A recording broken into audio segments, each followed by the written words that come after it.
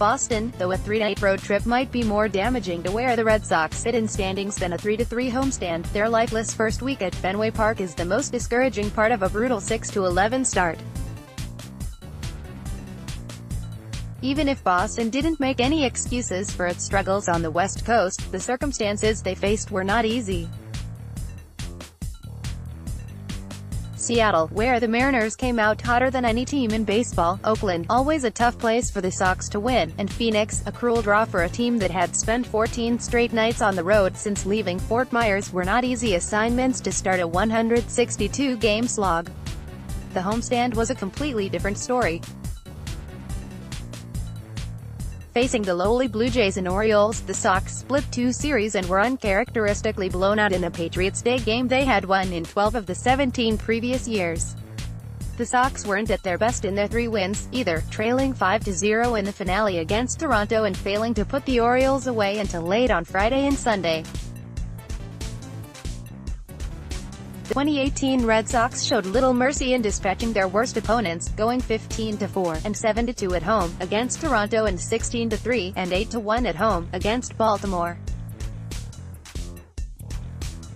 6 home games into this year, they have the same number of losses against those 2 teams who are both projected to be worse than last year than they did all of last year.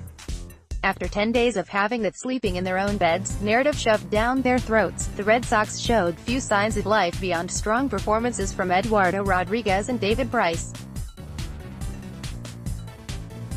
The rotation was inconsistent, the offense fell flat, silly outs were made on the bases and the defense even made 6 errors in the last 4 games.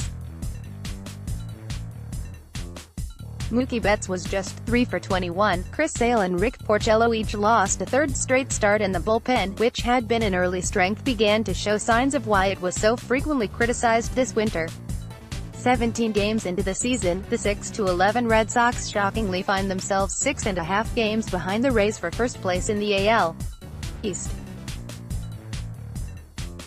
They now face a suddenly crucial road trip to New York and Tampa Bay, where another bad stretch could dig a hole that, unbelievably, would take a while to crawl out of. The concerns of a disheartening but somewhat justifiable road trip were compounded by a homestand that raised even more red flags for the Red Sox. The start has put early pressure on the Red Sox to step on the gas much earlier than anyone expected. "It will get better," manager Alex Cora said. "There's no timetable. Obviously, the sooner the better. Trust me, I'm not saying we should wait a month and fix this. We're working on it on a daily basis. Let's block ads."